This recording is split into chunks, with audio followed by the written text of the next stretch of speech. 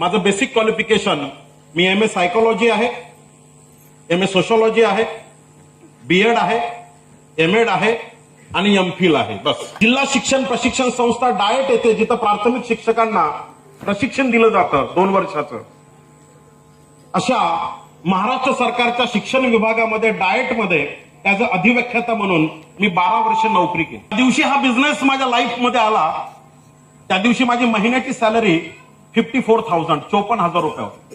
हा 10 वर्षापूर्वीचा गोष्ट सांग. क्लास 2 ची पोस्ट होती इक्वलंट पोस्ट गट शिक्षण अधिकारी. पीएचडी चालू असताना हा बिझनेस माझ्या आयुष्यात आला. तो सिनियर सांगत होता की लास्ट आठवड्यामध्ये माझा आठवड्याचा चेक 98,000 आहे, 98,000.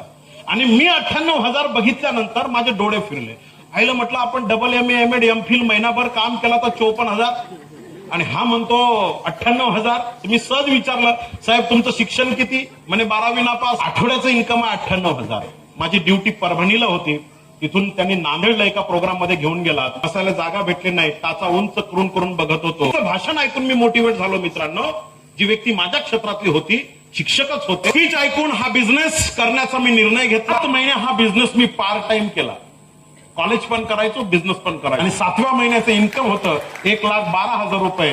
तिथं मी माझ्या परमनंट कॉलेजच्या नोकरीचा राजीनामा दिला. 54,000 रुपये महिना कमवणारा व्यक्ती या बिझनेसमध्ये महिन्याला 19 ते 20 लाख रुपये महिन्याचे income. Thank you, all the best.